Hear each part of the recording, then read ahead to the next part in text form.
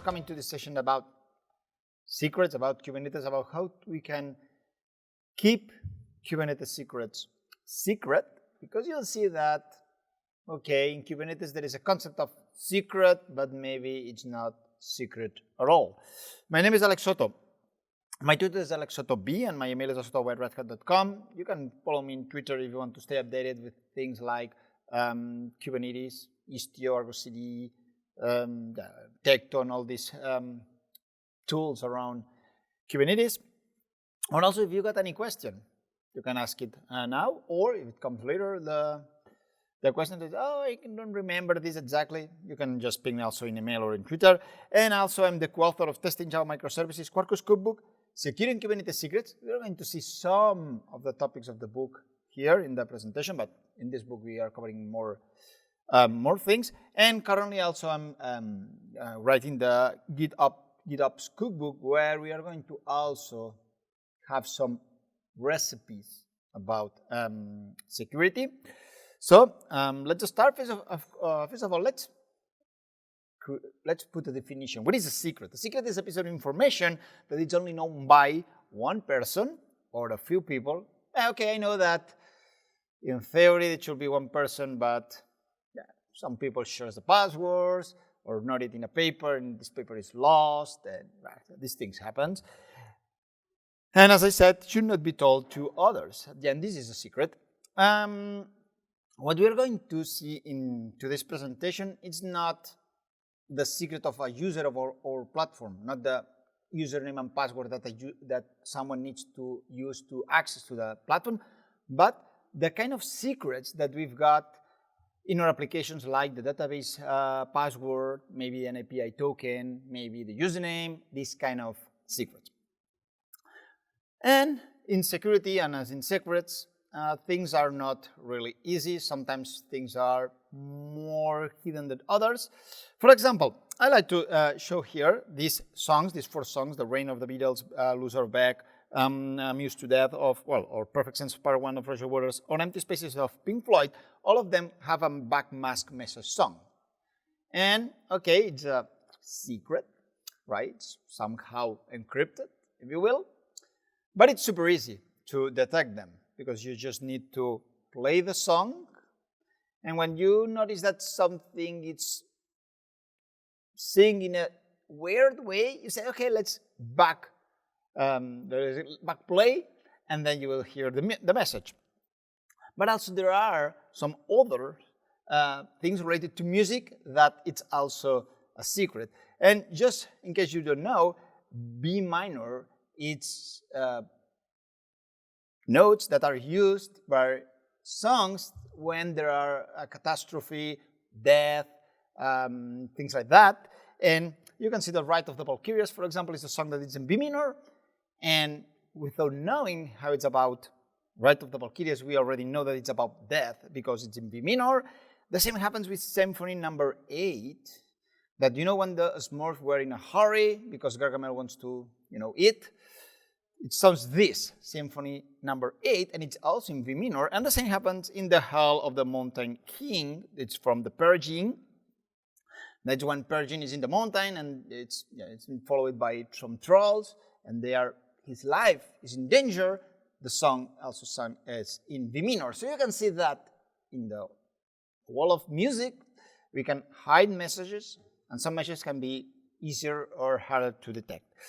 So I want to be clear about this. There is no silver bullet about security. It's just about how paranoid you are, and that's in this way, and adding more and more and more layers. So if one layer is compromised, you've got another layer, but maybe this other layer is also compromised, so you've got another one, and so on. But there is always some point that you are not controlling that can be a security issue. Before, let me go quickly to explain the architecture of Kubernetes, because at the end this is a talk about Kubernetes. Keep in mind that Kubernetes has primary nodes and secondary nodes, but in terms of secrets, what is important is that they are stored in the primary node or in the master node. In fact, all your secrets in Kubernetes are stored in the etcd. etcd is a database that is running inside Kubernetes, and it's used by Kubernetes to store all the content. So you can see that if etcd is compromised, you're going to lose a lot of information.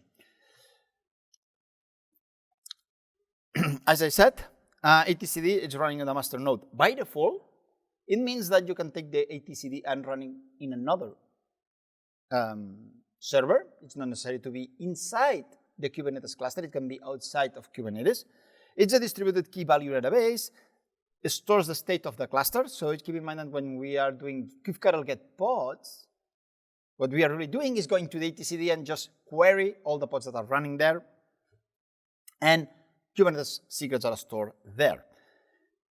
Also, we've got an object in Kubernetes, and a special object in Kubernetes. It's named secret, that you may expect that it's a secret, right? So it's where we store sensitive information, as I said at the beginning, the username and password of the database, an API key, and so on. And these secrets can be injected as a volume or as an environment variable.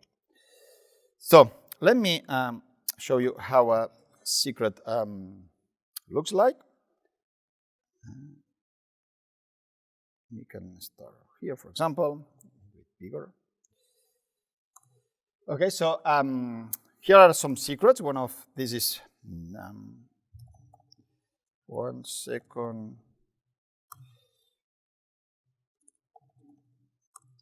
This is how we define a secret in, okay.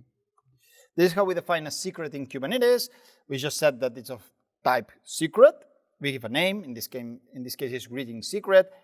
And in the data section, you put the secret. And you said greeting.message, this is the key of my secret. And then you put the value of your secret. And you might say, whoa, what's the secret? It's encrypted. Well, it's not. It's encoded, but not encrypted.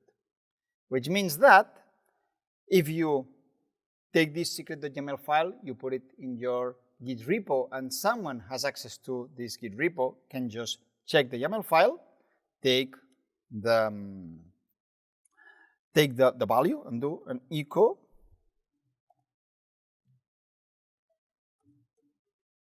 base 64 minus D, and it says the message, right? So you can see that, okay, that's fine, it's named secret, but it seems that it's not secret at all, at least at YAML level. So what we can do to fix this? Well, we've got this secret.yaml.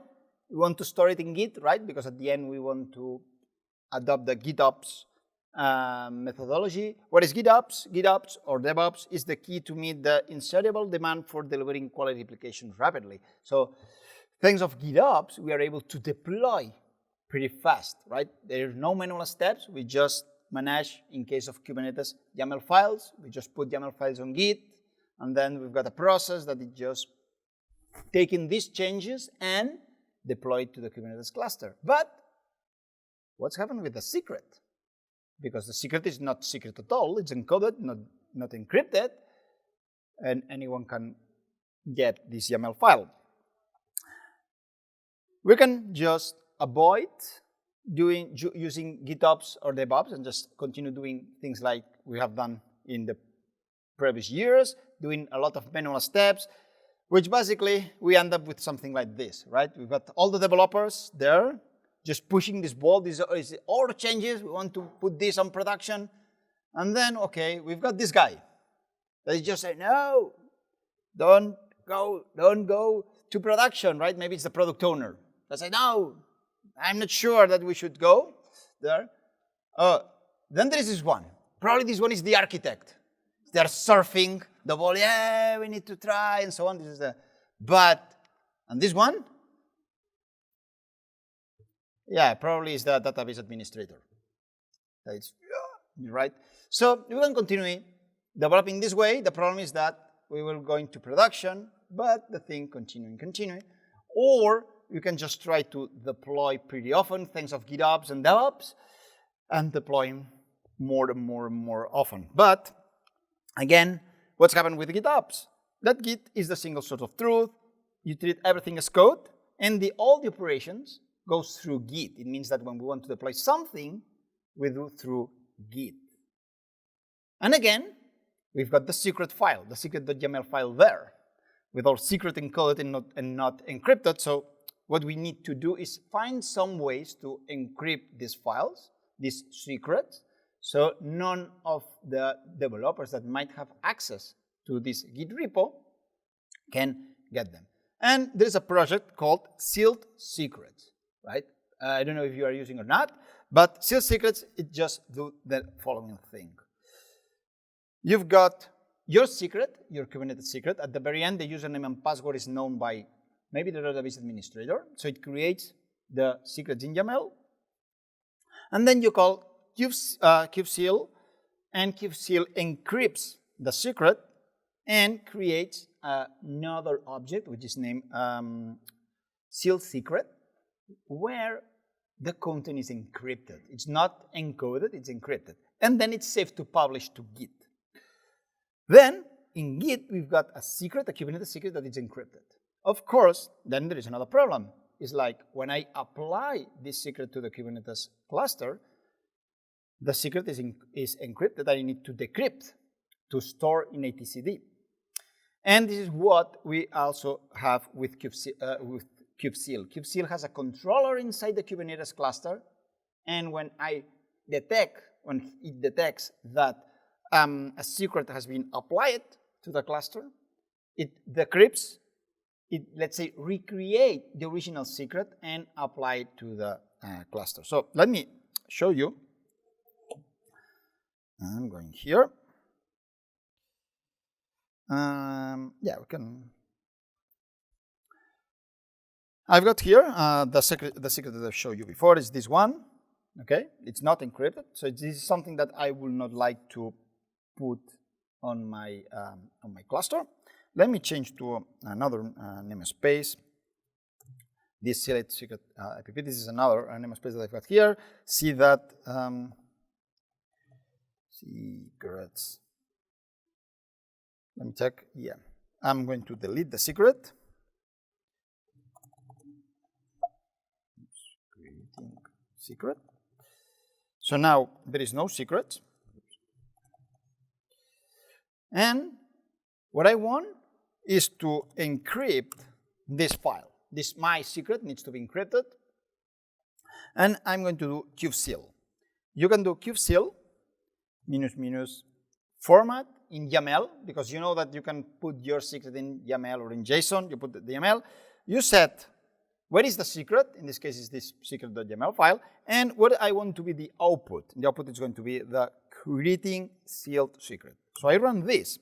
What's happening here is that kubectl is connected to my cluster. I've got a cluster here running, so it connects to my cluster. It gets the public key to encrypt the secret and encrypt it. So if I do a bet of this greeting sealed secret, you now see that things are a bit more, let's say, complicated. The type is not a secret anymore. It's of type sealed secret. And the written message is not unencoded anymore, but it's just a chunk of bytes. As you can see now, they are encrypted. So now you are safe to publish this sealed secret to Git because it contains an encrypted chunk of bytes. Now I can do kubectl apply -f greeting sealed secret. Yeah. Now I've got a secret. I can do kubectl get secret. You see the greeting secret, it's here. And if I do a kubectl get secret YAML, you see that this is a secret again. So automatically, when I apply it, this sealed secret, Kubernetes cluster with the kubectl controller took the content data, the encrypted content data, and since the private key is inside the Kubernetes cluster, it decrypts that content and creates the real secret. You see that here now, the secret is just of type secret, and the data, again, it's encoded but not encrypted. So, thanks to kubectl, we are, let's say, protecting our secrets from the early stages of the development. So when we create a secret and we want to store the secret in Git, what we need to do is use seal secret to encrypt data. But we are just covering one of the part. We've got more places, because at the end, you see that now I've just created a secret object inside the Kubernetes cluster, but I've been able to do kubectl get secret, and you get the content, right? So anyone with access to cluster is able to read the content. Just to, if for example, your cluster is compromised, you can do a secret of this, as I showed you, and getting the secret here. So we are not, you can see that, okay, that's fine. Seems that anyone with a Kubernetes access can get the secret. And you can say, okay, yeah, but I've got this protected, nobody can access to my cluster. But remember that the secrets are also stored in the etcd database. So maybe an attacker gets not access to the Kubernetes cluster, but to the etcd database. And you might say, okay, maybe in the etcd cluster everything is encrypted. So if it gets access to etcd, I don't have to worry about it. Okay, let's see how etcd database looks like. Let me find here. Wait. Kubectl port. It's this one. So I'm just getting access to the etcd database that is inside my cluster. Now I need to do some kind of exports of this. Oops, not that one. So what I'm doing here is I'm simulating that it's a diamine attacker, that I get access to your nodes, and in the nodes there are the certificates to access to etcd. So I'm just grab the certificates, now they are in my machine, and I can do the following thing, etcd ctl. It's a tool that allows me to get information from the etcd database. And I'm just doing /registry/secret/seal secret reading secret. That's my secret. And okay, TLS failed. Let me check. Okay. Export etc. Yeah, it's in /peer. Yeah. et crt. Yeah, it's in the same directory. So let me do this. Let's see now. Try to find spam data. Okay, let me.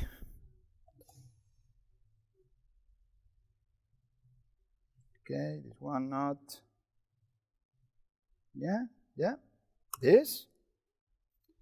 Maybe I've done the export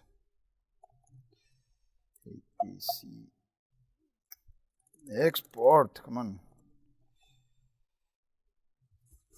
And this is the cert. No, the cert I've already put it. And this is the key, which is this one. Come on. Okay, now, finally. You see here, it says that the key greeting.message has a value hello. So the secrets are not encrypted inside etcd. So although in Kubernetes we've got something that is named secret, you see that they are not really secret at all because they are encoded in base64, the content, so it's not encrypted. And when we apply them, they are stored not encrypted. So anyone who has access to etcd or access to the etcd logs or the etcd backups might get access to the secrets. So, okay, now you will say, what we can do here.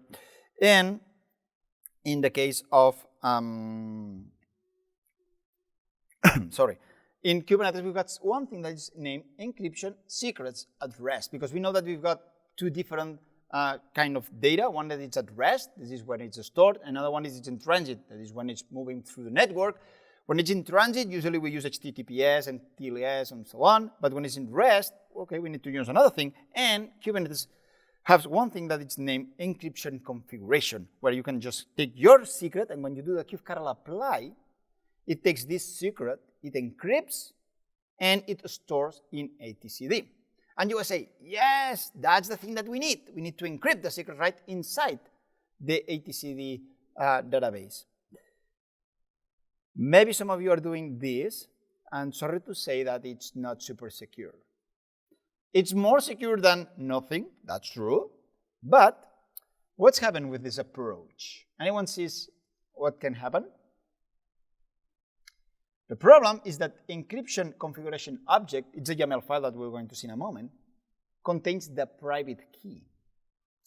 So it means that your content is encrypted in a machine, in the ATC, in the master node, and in the same master node, there is the key to decrypt it. So any attacker can get access to your node, get the secret encrypted, of course, and we say, let me check if there is somewhere here. Oh, look, it's the private key to decrypt it. So I'm just taking the private key and decrypt the secret. So it's better than nothing, true, but okay, we still have some problems out there. So this can be fixed with one thing that is named KMS plugin. Basically, what we are doing with KMS, it's the following thing. We've got our secret. We want to encrypt it, so we do a kubectl apply. And when we apply, instead of encrypting in the master node, it goes to a key management system. So it goes to another machine and asks it to encrypt. So all the encryption logic is in another machine. In this case, I'm putting here Vault, but it could be any other.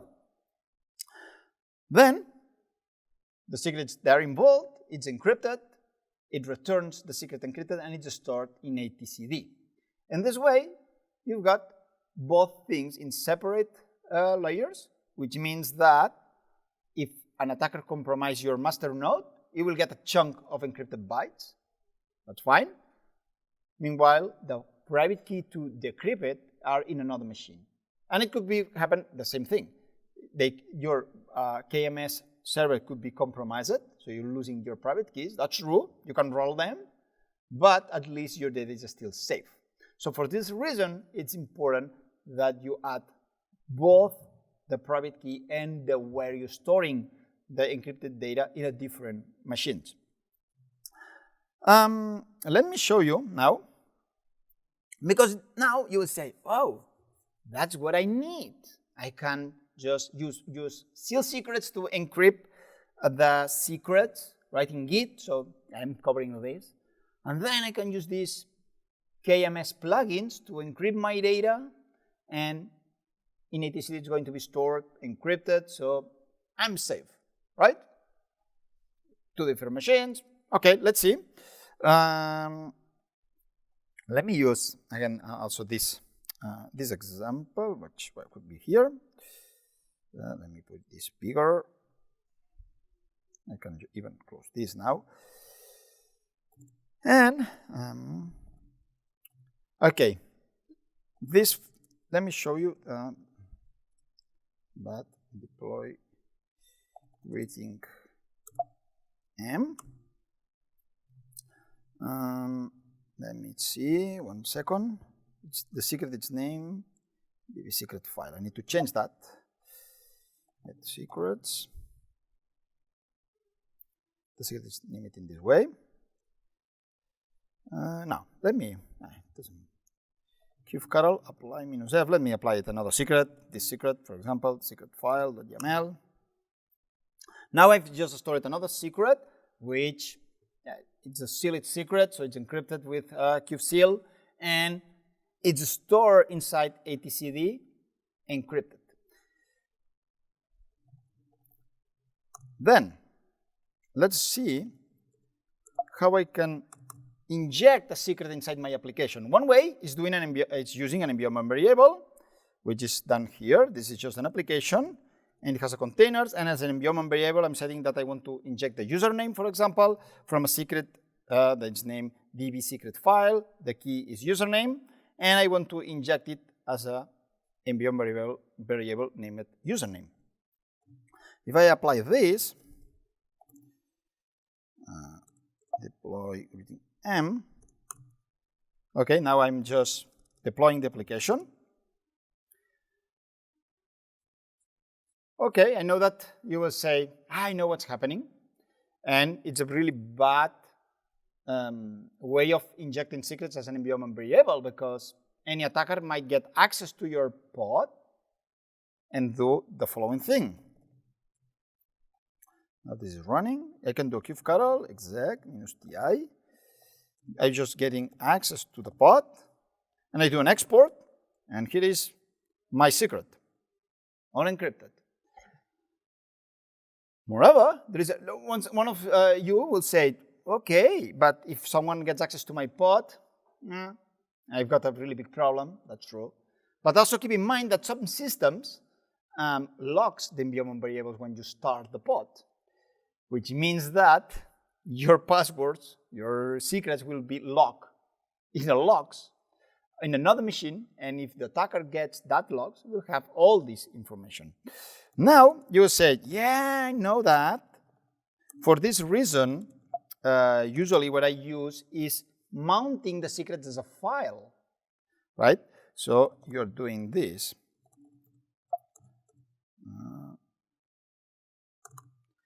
This is exactly the same example, but now the secret is stored as a file, not as an environment variable. It means that my secret is stored at /etc/dbsec. This is where my secrets are going to be created. And you might think, yes, that's a good approach, because /etc/dbsec is something that an attacker will not know. So I can store them safely, and if an attacker gets access to my pod, it doesn't matter, because my secrets are somewhere in the file system, but the file system is pretty big, and he will not be able to find them. But, okay, yeah, that's partially true. If I'm going and deploy this, the pods, it's running, do kubectl exec -ti /bin/bash. I run it, and now I'm an attacker, I'm inside, and say, yeah, the file system is super big, who knows where is the secret, but I can do a mount, grep tmps, and oh, look, oh, what is this? Sounds familiar, right? We can do this. Hey, that's my secret. I can even do a cat password, and you see here the password. Great. Yeah, in theory we are secure, but okay. So secrets are pretty good, but you can store in Git encrypted, you can store in etcd encrypted, but in your application are not. And even better, they are persistent. Although it's a temp file system, which is in-memory file system, from the point of view of an application, it's just a file. So, okay, things seems that it's complicated. Also, let me show you another thing. Let me remove this, so it's just leave it clean. When I was just digging out into the Kubernetes Secrets, I said, why the secret is named secret if it's not secret? And I said, yeah, because when you are using the encryption configuration or the KeyMS plugin, it's only accepted by secret. So if I want to encrypt things inside etcd, I need to use a secret. And well, yeah, this is what I was thinking at the beginning. But if you open an encryption config for example, YAML, this is how you can enable the encryption of the secrets into etcd. You see this. That's super fun. You can even encrypt pods. You can encrypt whatever you want. A config map, put it here, resource config map. And every time that you store a config map, it will be stored encrypted inside etcd. If you want a deployment, put a deployment. The deployment will be encrypted inside etcd. So, to the question of why a Kubernetes secret is named Kubernetes secret, I don't know. It seems that the initial idea was good, but yeah, it seems that it's not a good idea. So, what we can do? Just not rely on Kubernetes secrets. That's the truth. If you want to have something super secure, don't use Kubernetes secrets. Just use, for example, a vault. You know HashiCorp Vault? It's just a key management system. There is a lot of there. Now there are like 4 or 5. It's pretty popular. There are in even every cloud there, Google, Azure, Amazon, all of them has their own key management system. And what I suggest you to use is just you have a pod, and this pod goes to this management system, just get the secrets and injects in your code, in your memory. So at that point, your secret doesn't exist in a file system, doesn't exist as an environment variable, it just exists as a byte array into the memory. So it's pretty much more secure. Just keep in mind that if you are coming from Java, don't use secrets as a string. Because remember that the Java virtual machine has a pool of strings, and they are stored there. And if your password is in a string, this string is going to be in the pool.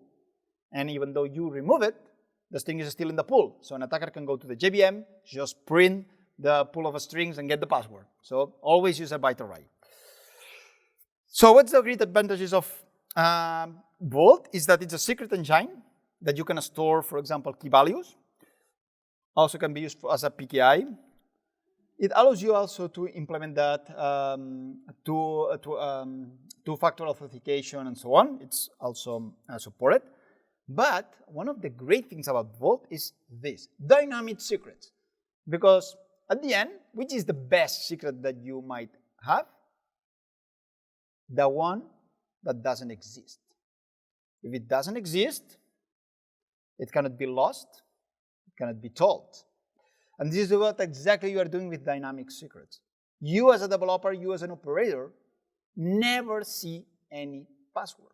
It's Vault who configures your system with this dynamic secrets engine. You're setting, for example, hey, I've got a PostgreSQL, the PostgreSQL is here, and you just take care of configuring the PostgreSQL with the username and password and configure my application. So Vault is injecting the username and password directly to my application. There is no secret. The secret is in Vault. It's dynamic. It's generated by Vault. And as a developer or as an operator guy, I never see it. But again, you might say, okay, and how you authenticate against Vault?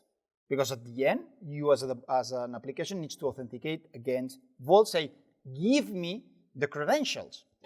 And it has a lot of methods, user-based method like username and password, machine-based methods. And one of those that I really love is Kubernetes one.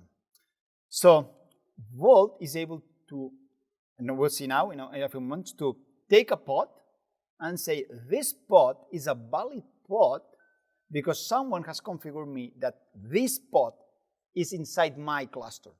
So I can trust in that pod to send them the credentials. And finally, it has the audit stuff. The audit stuff is super cool in Vault because it lets you check what's going on with your secrets, and you can put rules like the secrets are usually accessed from 8 a.m. to 5 p.m. If someone tries to access the secret at 1 a.m., just raise an alarm. because it means that there is something that is not good. Seems that it's an access to the vault that should not be permitted. So it's really nice, and will be just one session just speaking about audit. And this is how the Kubernetes-based system works. You see my application, it's my pod. Then the first thing that does this pod when it boots up in your Kubernetes cluster is checking the vault and saying, hey, vault, I'm this pod that is running this service account. In Vault, we configure that thing, that there is a service account that might get some requests. And Vault is going to go to the Kubernetes API and say, Vault, I'm Vault. I received a request from a pod, but this pod, it's from you. It's a valid pod. Kubernetes API would say, yes, it verify all the tokens, say, yes, it's a pod, that it's valid, it's running in that cluster, and then it will return a Vault token to the application. It will say, hey, pod, you are valid to make requests to me.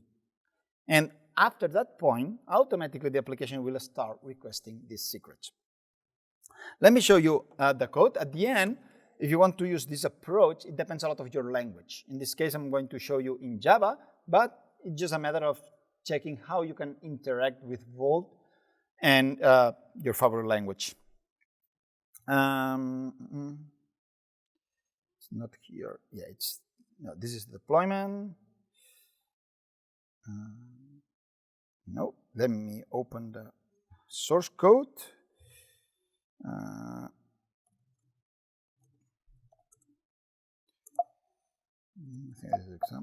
Example. Code. Chapter 6. I think that's this one. Oh, what is the code? Hello? Oh, yeah, I remember. Sorry. CD. Here it is. Message. So what I've got now, okay, is an application. I'm going to start the cluster here, for example. Cube, stop, cube. So I've got an application, right? In one place, I've got a name generator that basically it's a service that has a list of names and randomly returns one of these names. And one of the important things about this service is this protected with an API key. So if you do not have an API key, you cannot get random names. That's one thing. The other service is the welcome service. The welcome service has a database, in fact has a PostgreSQL database that has the welcome messages. For example, hola, hello, hi, and so on. And you send a request to this welcome message service. It sends a request to this name service with an API token because you need to authenticate against this other service and return the name. And then do a query to the database. It gets the name, the welcome message, and then it sends back. This, in terms of code, is this. This is the welcome.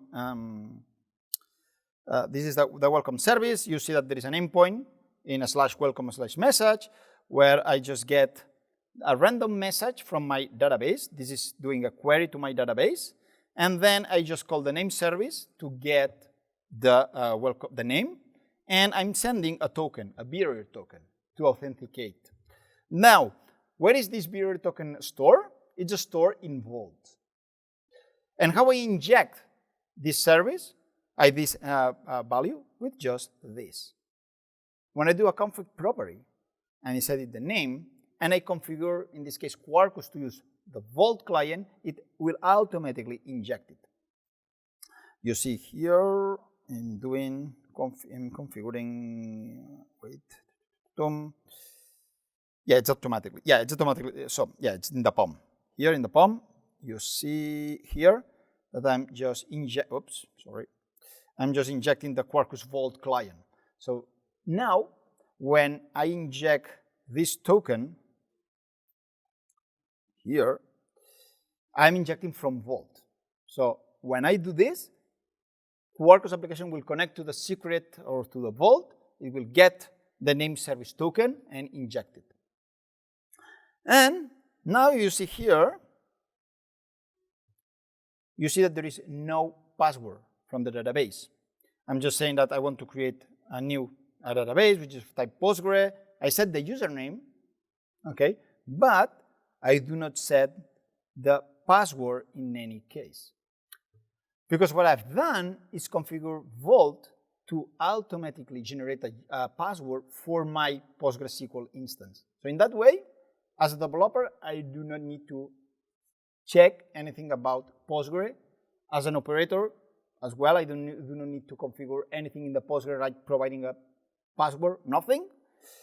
And let's deploy it. I think it's here.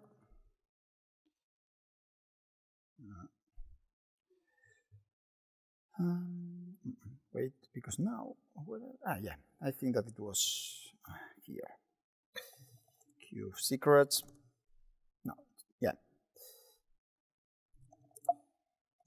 So, if I do kubectl get pods, yeah, kubectl delete. Okay, now, I do kubectl get pods. You see that I've got a PostgreSQL instance running, also a Vault instance running, and the name generator, which is the service that requires an API token to access and returns a name. Again, see that here there is no configuration about how to access Vault. You don't see a username and password of Vault, because remember that I'm going to use the Kubernetes approach to automatically authenticate without providing any username and password. And also there's no password of the database, of course, because the password is generated dynamically by Vault. Now, let me go here. I'm going to configure Vault to here. So this is just delete. Yeah, I ran the demo just before the session, and yeah, most of the things are already there. Okay, now I am applying logs. You can see that I started Vault, and in the logs it says, okay, I'm enabling the Kubernetes authentication method, and also I'm just enabling the database or the dynamic secrets for databases, in this case Postgre. Now I can just deploy the app.yaml. This is my application, the application that connects to Vault, that connects to a database, but without exposing any secret. Let me do kubectl get pods. Now it's running. Kubectl exec-ti bash ash. And I do a crawl localhost 80/welcome/message. You see that says, for example, hola Ana, bonjour, hola Gabina, hola Sebi. So randomly it chooses the names and the welcome messages, and all the time this is secure. So it's just going to Vault, authenticate to Vault, get the API key, go to get the name, then it authenticates against PostgreSQL, gets the welcome messages, and get it back. And one of the things that I've not explained it yet, and since we've got time I can do it, is this. What? This is how you configure Vault. I just created a script. And you see here, this is how I configure Vault to say, hey, there is a PostgreSQL database running, and I want you to generate passwords randomly, and default time to live to 1 hour. This means that every hour, Vault will change the database password, and it will notify this change to the application. It means that this password is compromised for any reason. Every hour will rotate to a new one. Or you can even force it. You can put 1 hour, you can put 30 minutes, it doesn't matter. Vault will just take care of updating the password and notify to the SQL database and your application. And here you can see how I'm just putting the name service token. So I just put the token there inside Vault. I configure the database dynamic secret engine, and done. That's all. I don't know if there is any question. Yeah? Yeah.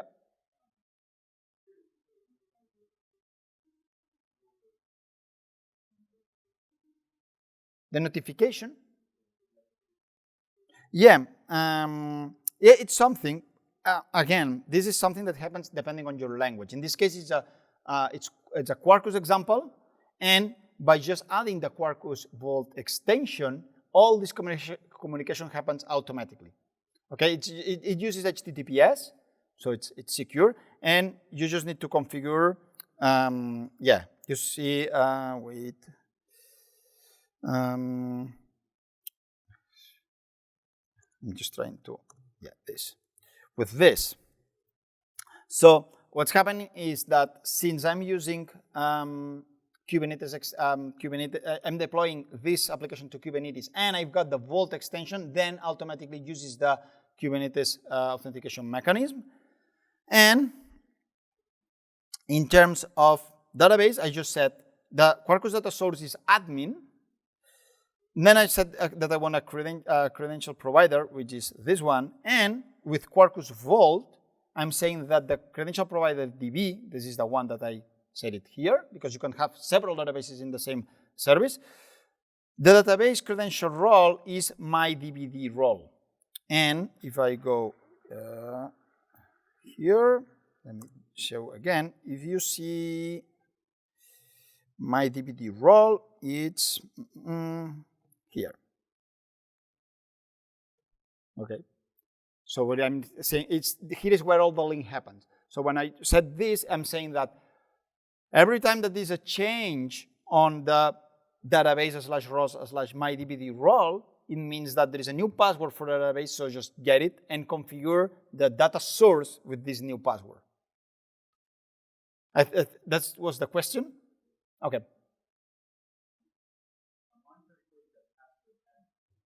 What that? Wait. Here, you mean this, right? Yeah.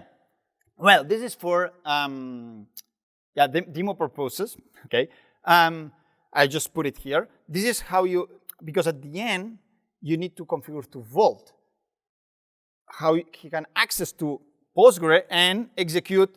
At the end, it executes this SQL statement, right? So you need to log to Postgre. In this case, I just put it here in this YAML file. Usually, you will not work in this way. Probably, you will be the Vault administrator, and you said, "Hey, we need a dynamic secret for this instance of PostgreSQL." Okay, then it does a Vault login, username and password, and then they just run this command, and then just that's. At the end, there is always we can say that there is always a single point of failure. Is that what's happening if you lose the this password or username and password of the administrator of Vault? That's true, but you're just focusing on one point. Yeah.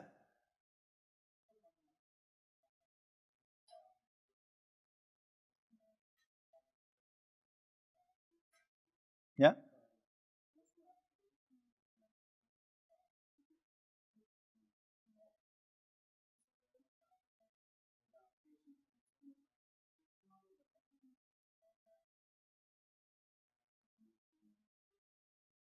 Yeah.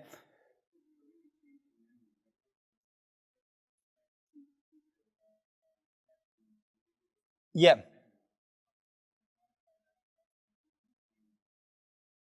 So yeah, the question is like how it works to update from your application the secrets that you put it in Vault. right?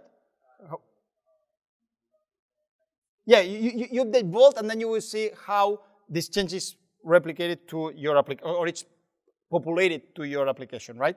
Yeah, this is there's something that you configure in the Vault client that I think, but this, I'm talking memory, that you can open that Vault client in server-side events. So it's automatically sent as a server-side event, and then it's automatically updated to your memory. So it's something that you as a developer, you are not, you don't need to do anything. It's automatically done.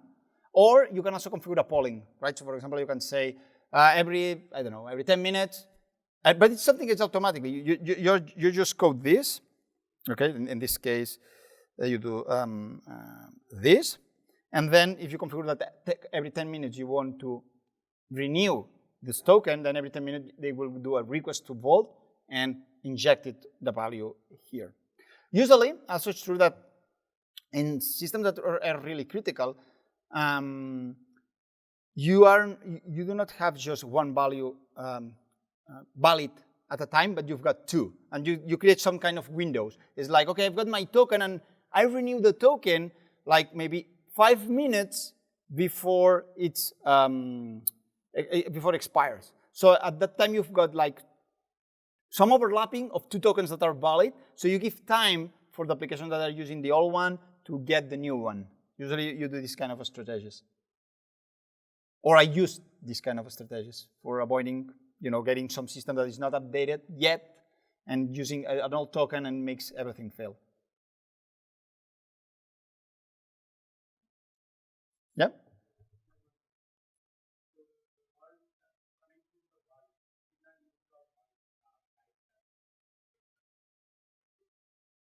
You mean in this file? The YAML, you mean this one? 32? Yeah, there is a bold logging, yeah.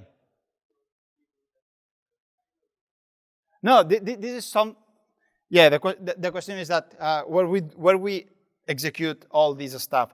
All this stuff, it's most of it's at, you do just once. When you install Vault and you're in production, there is the Vault administrator that runs all these commands. And probably they will run it maybe manually or maybe with a script, okay? But now I just put it in this way for sake of simplicity, okay? Just to put a job that just connects to the Vault and just run this. It's just for sake of simplicity, nothing more. Yeah, but this is something that it's the administrator of Vault who will run it once.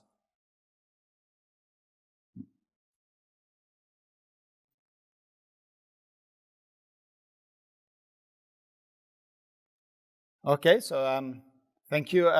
Thank you very much. Again, in case that you are curious about this topic, you can just ping in Twitter or just there is the book, the Securing Kubernetes Secrets, that we will see what we've seen today and more things like we're also covering the cloud key management systems. We're also covering how to manage this in Argo CD, for example, how we deal with GitOps or the secrets in the GitOps era and things like that. So thank you very much for coming.